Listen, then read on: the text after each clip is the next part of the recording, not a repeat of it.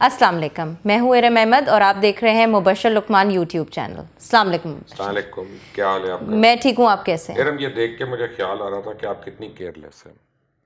आप ये देखें कि ये मैंने वैक्सीन लगवाई चुगताई लैब से, ठीक है, दूसरा शॉट भी हो गया। ठीक है। हर पाकिस्तानी को जाके जो भी उसको अवेलेबल वैक्सीन हो उसको रजिस्टर कराए, उसको लगवाए, ये इंतहाई ज़रूरी है। बिल्कुल ठीक। आप इस तरह बेहतियाती करती हैं, तमाम लोग करते हैं और ये अच्छी बात नहीं है। एक्चुअली मैं Getting उस vaccinated is, you know, being a careful citizen of the world. I absolutely agree, लेकिन मैं उस उम्र के जुमरे में अभी नहीं आई जहाँ पे फ्री वो तो वैक्सीन आप लग कभी भी रही नहीं थी। आएंगी, नहीं, मैं आप आज फिक्र ना करें, लेकिन नहीं ये नहीं है कि मेरे आप अपने दफ्तर को कहें कि वो लगवाए, लेकिन कुछ करें आप। मैं अपने दफ्तर को कह रही हूँ कि आप जी, ज़रूर लगवाएं। ओके। ठीक है जी। अच्छा, आज एक बहुत स्पेशल डे है। रमज़ान बाबरकत महीना है और आज उसकी 21वीं रमज़ान है। आज एतकाफ शुरू हो गया, एतकाफ़ शुरू हो गया है और ताक़रातें स्टार्ट हो गई हैं और आज हज़रत अली की शहादत का भी डे है। तो इस इम्पोर्टेंस से NCOC ने कुछ रखे हुए थे, पाबंदियां लगाई हुई थी कि जुलूस नहीं निकलेंगे, बट सुनने में आया कि जुलूस निकले हैं फिर भी। असल में देखें, इसमें दो बातें हैं। पहली बात तो मैं आपको ये बताऊं कि NCOC जो है और सरकारी इदारे खुद बड़े केयरलेस रहे हैं। हमने थोड़े दिन पहले यहीं पे तस्वीरें दिखाई थी, चेयरमैन सेनेट जो अफ्तार पार्टी कर रहे थे और जिस जी, हल्ला गुल्ला हो रहा था वहाँ बिल्कुल। पे। तो जब आप अरबाब इख्तियार को देखते हैं, आप अपने मिनिस्टर्स को देखते हैं कि वो केयर नहीं कर रहे और वो जो है मौज मस्ती कर रहे हैं, तो लोग कहते हैं हम अपनी मजहबी चीज़ों को हम क्यों क्यों पीछे कॉम्प्रोमाइज़ डालें? करें। लेकिन मेरा ख्याल है कि हुकूमत की या हुकूमत में मौजूद चंद लोगों की बेवकूफ़ी की वजह से हमें इंसानी जानों का ख्याल करना चाहिए। हज़रत अली की शहादत जो है वो बहुत बड़ा एक वाक़या है हमारा, बिल्कुल। और उससे हमने जो आज भी नहीं सीखा कि किस तरह मुसलमानों की आपस की नाइतफ़ाक़ी जो है हमारे खुलफ़ाए राशिदीन की शहादतों में उसने रिज़ल्ट किया। और इस दिन होना तो ये चाहिए था कि हम लोग बैठ के सोचते और ये दुआ मांगते कि अल्लाह ताला हमें सहाबा इकराम जो है उनके उसवा हसना पे चलने की अल्लाह तौफीक अता फरमाए और हम उसको आगे लेकर चलें। लेकिन हम जुलूस निकाल रहे हैं, इन जुलूसों से आप देखें कि लोगों की ज़िंदगियां ख़तरे में पड़ रही हैं, बिल्कुल। मुसलमानों की, मोमिनीन की। खाने काबा में बंद कर दिया था, मस्जिद नबी में बंद कर दिया था, तवाफ़ भी रुक गया था। बिल्कुल। तो इसका मतलब है कि हमारे अकायद और हमारी रसूमात जो हैं वो इंसानी जान से कम हैं। यानी जान है तो जहान है, जहान तो है। फिर आप अल्लाह की इबादत भी करते हैं और सब कुछ करते हैं। मेरा ख्याल है कि इसमें केयरफुल होना जो है या ज़िम्मेदारी जो है वो ज़्यादा मुज़ाहिरा होना चाहिए। बिल्कुल ठीक। अब ये एक मज़हबी बात है और मसलकी है, इसलिए मैं इससे ज़्यादा इस पे कहना नहीं चाहता कि ये ना लगे क्योंकि मैं नॉन अहले तशरीह हूँ तो मैंने ये बात की। नहीं, वो मेरा मकसद नहीं है। लेकिन मैं जनरल पर्सपेक्टिव में एक बात कर रहा हूँ कि हमें अपने आप को और एक दूसरे का ख्याल करना ज़रूरी है। बिल्कुल ठीक जी, अग्रीड। अच्छा, थोड़ी सी पॉलिटिकल बात अब हो जाए, रिलीजियस हो गई। देखिए, नून लीग बहुत अरसे से ये शोर मचाती है कि फ़ौज का पॉलिटिक्स के अंदर बहुत ज़्यादा रोल होता है हर वक्त और नहीं होना चाहिए। और अब मिफ्ता इस्माइल ने कहा है कि ये सिंध हुकूमत के ऊपर एतबार नहीं है और जो इलेक्शंस हुए हैं उसके डब्बे जो हैं वो फ़ौज के हवाले किए जाए ताकि वो काउंटिंग। तो मुल्क की फ़ौज के हवाले कर देना। हर चीज़ तो फ़ौज ही करवाती है, NCOC से नहीं इम्प्लीमेंट होती है, SOPs तो फ़ौज आ जाती है। इलेक्शन आपने करवाना है, लेकिन आप कहते हैं फ़ौज इलेक्शन का हिस्सा ना बने, लेकिन डब्बे फ़ौज के पास फ़ौज हो, अब वो गिने। हमें बताए, हमें जिता के फिर हमें बस सलूट करना शुरू हो जाए। तो मिफ्ता इस्माइल साहब को बताएं कि बगैर मरे तो जन्नत नहीं मिलेगी। जन्नत में जाने के लिए ज़रूरी है कि पहले मरें। मर रहे। और दूसरी बात यह है कि वो सिंध हुकूमत के पास डब्बे नहीं होते, वो इलेक्शन कमीशन के पास होते हैं और वो ठीक है, फेडरल सब्जेक्ट है। ठीक हो तो गया। मिफ्ता इस्माइल इस मुल्क के फाइनेंस मिनिस्टर रहे हैं, उन्हें वो पता होना चाहिए। इतनी सी वो अपना पीपल्स पार्टी की दुश्मनी में इस तरह की तो बातें ना करें। ये तो बेवकूफ़ों वाली बात है। अच्छा, हम इसी बात को आगे लेके चलते हैं कि NCOC ने जब से फ़ौज को इन्वॉल्व किया है SOPs की इम्प्लीमेंटेशन के लिए, तो 38% से असद उमर ने बताया है कि उनके जो हेड हैं कि 38 से 68% के ऊपर SOPs इम्प्लीमेंट होना शुरू हो इसका गए हैं। मतलब है कि इस हुकूमत की जो गवर्नेंस की सारी बातें करती हैं ना, वो तो खुलकर नज़र आ गई कि इनकी गवर्नेंस ज़ीरो है। ठीक हो गया। और मैं तो पहले भी मैंने आपको कहा, बिजली का बिल देना हो तो फौज को ले आते हैं, टैक्स कलेक्शन हो तो फौज को ले आते हैं, बिल्कुल सैलाब ज़दगान के लिए फ़ौज को ले आते हैं, ज़लज़ला ज़दगान के लिए फ़ौज को ले आते हैं, इलेक्शन करवाना हो फ़ौज को ले आते हैं, बिल्कुल टीएलपी कंट्रोल ना हो रही हो फ़ौज को ले आओ, कोई और आउट ऑफ कंट्रोल हो रहा हो तो सिविल इंतज़ामिया को टैक्स पेयर इतने पैसे क्यों दे रहे हैं? इनको घर भेजें, हाँ, बिल्कुल ठीक है फिर। इनको घर भेजें सारों को। ये हमारे टैक्सों पे ये गाड़ियां रखे हुए और अय्याशियां कर रहे हैं और एयर कंडीशन दफ्तरों में बैठे हुए हैं, जबकि इनकी कारकर्दगी जो है वो 38% है, यानी 40% से कम पे तो मैट्रिक में फेल हो जाता है। तो बिल्कुल ठीक इसका है। मतलब है कि दे फेल्ड, इनकी इनकी गवर्नेंस जो है दैट इज अ फेलियर। सो आ जाके फौज ही फिर हाथ पैर हिला के, डंडा बेसिकली डंडा चलता है। मैंने तो कल डंडा भी पीर आपको कहा मुस्टंडियादा, था, कल भी यही डंडा कहा पीर था, मुस्टंडियादा। जहाँ पे डंडा चलता है वहीं पे बात बनती है। अच्छा, इंटरनेशनल लेवल के ऊपर बात करते हैं। इंडिया के साथ हम कल परसों भी बात कर रहे थे कि बड़ी हमने ह्यूमैनिटी दिखाई है अभी उनके क्राइसिस के अंदर, कोरोना क्राइसिस में दोस्ती के हाथ भी बढ़ाया है, सारा कुछ किया है, लेकिन वो नहीं बाज आए उनके भारतीय फौजी हमारे। देखें, मैं ये समझता हूँ कि मोदी जो है ना वो बंगाल में जब इलेक्शन हारा है ना तो उसके बाद वो पागल हो गया है। उसने कहा इससे पहले कि बाकी जगहों पे हारना शुरू हो जाए तो एंटी पाकिस्तान सेंटिमेंट उसका चला है बिल्कुल। पहले भी, तो और बार बार चला है, बिल्कुल तो शायद उस वजह से ये हुआ है। अगर ममता बनर्जी ना जीतती तो यहाँ पे हालात ज़रा डिफरेंट होते, लेकिन देखिए ये अभी इंडिया पाकिस्तान की बिहाइंड द यानी क्लोज डोर्स ये टॉक्स हो रही हैं। जब ये ओपन हो जाएंगी ना फिर बड़ा मुश्किल हो जाएगा इंडिया के लिए या पाकिस्तान के लिए एलओसी की वायलेशन जो है। बिल्कुल ठीक है। पाकिस्तान तो खैर नहीं करता, लेकिन इंडिया बहरहाल, चले इंडिया कहता है ना कि हम करते हैं, हाँ तो उस सेंस में मैं कह रहा हूँ। तो ये एक दफ़ा जब हमारा शुरुआत हो जाएंगी मुख्तलिफ कमेटीज़ की, ट्रेड के ऊपर, को क्रिकेट के ऊपर, को फिल्मों के ऊपर, कोई कश्मीर के ऊपर, तो फिर इन चीज़ों को सुकून पड़ जाएगा और एक अनकंडीशनल आपका सीज़ फायर जो है वो शुरू हो सकता है।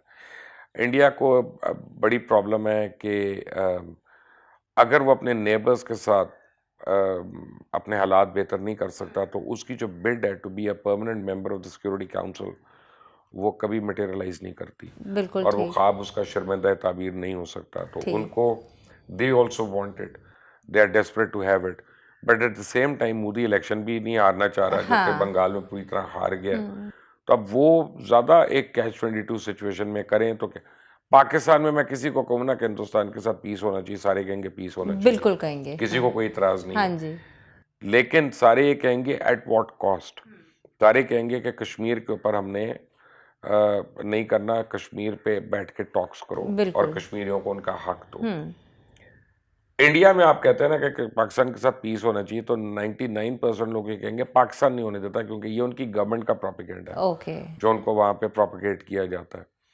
अब देखें ना कि इंडिया जो है उसके अंदर अरुंधति राय ने जो लिखा है हाँ जी और उसने जो मोदी के ऊपर लिखा है वो that is an eye opener. It is Barkha Dutt ने जो लिख दिया जी that is an eye opener. जो नीना गोपाल ने लिखा डेक्कन हेरल्ड में, आप उसको अच्छा देखें, वो that is an eye opener. वो तो मोदी को अब समझ नहीं आ रही कि किधर भागे, और ये वो लोग हैं जो बिल्कुल चुप करके थे, क्योंकि एक फाशिस्ट गवर्नमेंट है। तो ये आप सोचे कि मोदी के ऊपर कितना प्रेशर होगा। हाँ बिल्कुल ठीक है, अब तो होना भी चाहिए। काफ़ी इन्जॉय कर लिया उसने अपना नेगेटिव प्रोपेगेंडा से, उसने काफ़ी देर इन्जॉय कर ली।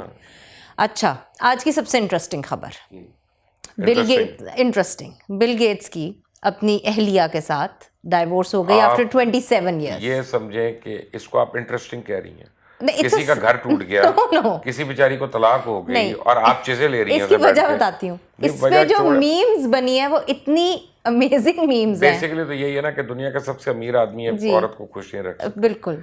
देखिए, हम इसमें दो बात जरूर करूंगा मैं। एक तो ये है कि ये उनका जाती इशू है हाँ जी, वो और तो मुझे और आपको हक नहीं है उसमें कमेंट करने का। बिल्कुल ठीक हो गया। लेकिन जो दूसरी सबसे इम्पोर्टेंट बात है ना कि जो इनका फॉल आउट है उसकी वजह से ह्यूमैनिटेरियन कॉजेज में बहुत फ़र्क पड़ेगा, स्पेशली अफ्रीका में और साउथ अमेरिका में, जहाँ पे बिल मेलिंडा फाउंडेशन जो है वो ह्यूमैनिटेरियन वर्क कर रही थी, and they are dedicated around $50 billion for that. Okay तो मैं ये उम्मीद करूँगा कि इनकी जो डिवोर्स है या सेपरेशन है वो किसी भी तरह और रिफाए आमा के जो काम ये बिल गेट्स फाउंडेशन कर रही है या bill and Melinda Gates foundation जो कर रही है वो अब्रप्ट किस्म के एंड ना हो, वरना बहुत बहुत बच्चों का, बहुत लोगों का, बहुत खवातीन का वो जो ऑन गोइंग एक उनको मतलब एजुकेशन में बताता हूँ कि Bill Gates and Melinda foundation world bank के थ्रू इस वक्त पाकिस्तान गवर्नमेंट को उन्होंने ऑफर किया हुआ है एक एजुकेशन का प्रोजेक्ट बहुत बड़ा। वो तो अलग बात है कि हमारी 18 अमेंडमेंट के बाद सारे शेर हुए हैं, हर आदमी ये सोच रहा है कि मुझे इसमें से क्या मिलेगा, अब वो उनको मिलना नहीं है तो वो स्टॉल हो रहा है। लेकिन इस तरह उन्होंने नायरोबी में किया, सर नाइजीरिया में किया, कीनिया में किया, इंडिया में कर रहे हैं। तो उनका स्प्रेड जो है बिल एंड मेलिंडा का वो इतना बड़ा है कि मुझे बस ये है कि यार ऐसी लड़ाई ना हुई हो कि एक होता है ना इररिकंसाइलेबल डिफरेंसेस, चलो वो तो ठीक है, आप फिर भी एक बोर्ड रूम में बैठ जाते हैं, आप एजेंडा पे बात कर लेते हैं, आप बच्चों के लिए मिल लेते हैं, आप चेक साइन कर लेंगे ये वो। लेकिन अगर वो भी अलग होना है तो billions and billions of dollars of charity work in the world will be hammered. हाँ जी, बिल्कुल ठीक तो है। मुझे कोई खुशी नहीं इसकी। नहीं, खुशी तो खैर मुझे भी नहीं है। मैं चेज़ा नहीं ले रहा। नहीं, मैं खुशी मुझे आप चस्का ले रही थी। मैं मीम्स अगर आप देखेंगे तो आपको भी हंसी आ जाएगी, लेकिन ये है कि नहीं, ये of course it's not something to get happy नहीं, अबाउट। इसके बाद आपको मैंने चुगताई लैब भेजना और ये टीका लगवाना है बस ठीक है, आप ज़रूर भेजें मुझे, अगर मुझे आप लगवाएंगे तो स्पुतनिक। बिल्कुल ठीक हो। अगला सवाल है कि हमारे एक पाकिस्तानी दुबई बेस्ड हैं बिजनेसमैन आसिफ हफीज़, वो पिछले 3.5 साल से जेल में बंद हैं लंदन की, और वो इस वजह से बंद है क्योंकि उनके ऊपर फ़र्द जुर्म अभी आयद नहीं हुआ, बट उनके ऊपर केस चल रहा है, और यहाँ पाकिस्तानी गवर्नमेंट ने बिल्कुल परसू नहीं किया। पाकिस्तानी गवर्नमेंट तो किसी के लिए परसू नहीं करेगी, ये तो कहेगी शुक्र है रख लो इसको। नहीं, लेकिन पाकिस्तानी गवर्नमेंट तो ये कहेगी अच्छा असी तो पहले ही कहने सा ऐसा सानू क्यों नहीं आना देता जो उधर ले गया। नहीं, उसका हुआ क्या है कि आसिफ हमीद एक्चुअली 35-40 साल से दुबई में मुकीम है जी, और ये सोने का कारोबार करते हैं और इनकी एक एस्टेब्लिश्ड वहाँ पे काम था, और लंदन इनका एक हॉलीडे होम था, ठीक है, यानी जहाँ वो काम के लिए नहीं जाते थे, जहाँ वो वेकेशन फैमिली के के लिए। साथ वेकेशन वगैरह करने जाते थे। एक रात को क्या हुआ, कोई 25-30 पुलिस की गाड़ियाँ आई और वो जो क्राइम इन्वेस्टिगेशन एजेंसी है उनकी या क्राइम कंट्रोल एजेंसी जो है, उसने आके सराउंड किया और भाई साहब को अरेस्ट करके ले गए। घरों की दीवारें भी तोड़ी, ये कि उन्होंने काफ़ी अच्छा, अपना तोड़ फोड़ की। जो इनके ऊपर वारंट्स थे वो एक्चुअली DEA के थे, ड्रग अच्छा, enforcement agency of America. Okay, और ड्रग एनफोर्समेंट जो है वो दुनिया में कहीं पे भी ऑपरेट कर सकती है, उसको ठीक है, ये मैंडेट है ओके, कॉन्स्टिट्यूशनली। तो DEA लेकिन अरेस्ट नहीं कर सकती उस तरह से अब लंदन मेट्रोपॉलिटन के अंदर, तो उनको लंदन पुलिस को इन्वॉल्व करना पड़ा, ठीक, आके अरेस्ट कर लिया। फर्द जुर्म इसलिए शायद अभी तक आयद नहीं हुई कि आसिफ हमीद ब्रिटिश पुलिस को वांटेड नहीं है ओके, और ब्रिटिश क्राइम एजेंसी को वांटेड नहीं है, he is wanted bye DEA। अब मुझे लगता है कि उनकी जो एक्सट्रेडिशन जो है ना वो कहीं बीच में पड़ी हुई है कि कोई there is no open and shut policy between US and UK के आराम से वो एक ड्रग चार्जेस पे एक्सट्रेडिशन हो जाए। आसिफ हफीज़ के ऊपर एलिगेशन ये है कि ये जो ममता कुलकर्णी इंडियन एक्ट्रेस है, हाँ जी, उसके मियाँ के साथ मिलकर और एक कीनिया का बहुत बदनाम ज़माना ड्रग डीलर, उनके साथ इनके मरासिम थे। ठीक है, तो उन्होंने क्या किया, अब उसके ऊपर आगे कर लिया। मरासिम तो मेरे भी आपसे हैं, बिल्कुल, आपके ये शुएब से हैं, आपके इनसे हैं। बिल्कुल, तो इसका ये मतलब नहीं कि अगर ये कल को कोई रेडी से खुबानियाँ चोरी कर रहा है तो आप उसके मेरा भी कसूर होगा। कसूर। लेकिन बहरहाल अब वो मेरा ख्याल है कि वो केस बिल्डअप करना चाहते हैं not on Asif Hameed but on Mamata Kulkarni's husband and husband, that Kenyan, और उनको अरेस्ट करवाना चाहते हैं। आसिफ साहब का प्रॉब्लम है कि उनको मल्टीपल इश्यूज हैं, ठीक है, उनकी कई सर्जरीज भी हो चुकी हैं, बीमारी है, सब कुछ है। अब ह्यूमैनिटेरियन ग्राउंड्स पर उनकी बेल ही नहीं लगती, चार्ज तो अभी तक लगा ही नहीं, चार्ज तो वहां से आएगा तो फिर आएगा, लगेगा। पाकिस्तानी मीडिया ने भी इसको बड़ा थोड़ा कवर किया, सिर्फ द न्यूज़ ने कवर किया इसको अच्छा, और जियो ने कवर किया, और उसमें भी सिर्फ मुर्तज़ा अली शाह एक रिपोर्टर है, उस रिपोर्टर ने इसको कवर किया, ठीक है, किसी और ने इसको सिंपैथेटिक ग्राउंड्स पे कवर नहीं करने की कोशिश की। पाकिस्तान हाई कमीशन हमेशा की तरह सो रही है, पाकिस्तान हाई कमीशन में सारे लोग सो रहे हैं। इनका तो घर का खर्चा नहीं बेचारे का चल रहा था, उनकी गाड़ियां बेच बेच के जो है ना वो घर का खर्चा चला रहे हैं इतने अरसे से, कारोबार ठप हो गया ये वो। अब अगर साल के बाद ये साबित होता है कि ये नहीं था बंदा, तो who's responsible for all of that? बिल्कुल ठीक है ना। तो गवर्नमेंट ऑफ पाकिस्तान को ह्यूमैनिटेरियन ग्राउंड्स पे अपने सिटीजन्स के लिए ना सिर्फ लीगल एड देनी चाहिए बल्कि मॉरल और एथिकल एड भी देनी चाहिए वहाँ पे। बिल्कुल ठीक। सो अब देखते हैं ये इस केस के ऊपर प्रेशर पड़ना शुरू हुआ है, क्या ब्रिटिश गवर्नमेंट क्या कहती है, whether they spit out Asif Hafeez और whether they sort of can't absorb it और फॉरेन डीए के हवाले कर दें हवाले और फिर कर आगे देते एक हैं। नई कहानी चले। हाँ। आसिफ हफीज का अब केस जो है ना वो एक बड़ी अजीब प्रपोर्शंस में है। अब देखते हैं कि उसको बेचारे को कब हक मिलता है, कब उसको रिस्पाइट मिलता है, लेकिन for that government of Pakistan has to move and they have to start taking the case of their overseas Pakistanis seriously।